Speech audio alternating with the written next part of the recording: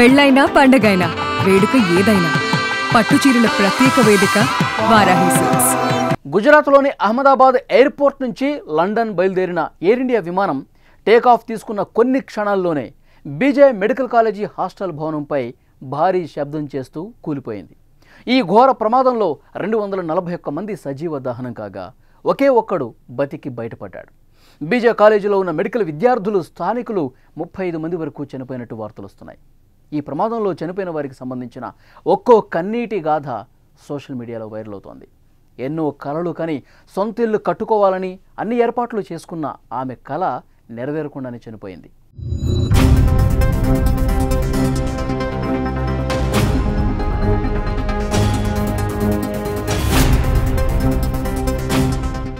ఎన్నో కలలు, మరెన్నో ఆశలతో కూడిన ప్రయాణం. అందరి గమ్యస్థానం ఒకటే. కన్ను మూసి తెరిచేలోపు మంటల్లో అన్నీ కూడా మసైపోయాయి. అహ్మదాబాద్లో జరిగిన విమాన ప్రమాదంలో చనిపోయిన ఒక్కొక్కళ్ళ కన్నీటి గాథ సోషల్ మీడియాలో హృదయాలను కదిలించి వేస్తున్నాయి. సొంత ఇంట్లో స్థిరపడాలనే కేరళ నర్సు కళ అహ్మదాబాద్ ప్రమాదంలో విషాదకరంగా ముగిసింది. గోపకుమారన్ నాయర్, తులసి దంపతుల చిన్న కుమార్తె రంజిత పండలంలో నర్సింగ్లో గ్రాడ్యుయేషన్ పూర్తి చేసి గుజరాత్లోని ఒక ఆసుపత్రిలో తన కెరీర్ను స్టార్ట్ చేసింది. తర్వాత ఆమె ఒమన్లో పనిచేసి గత సంవత్సరం యూకేకి వెళ్ళింది. కేరళలో ఆమె ప్రభుత్వ నర్సుగా ఉద్యోగం సంపాదించింది.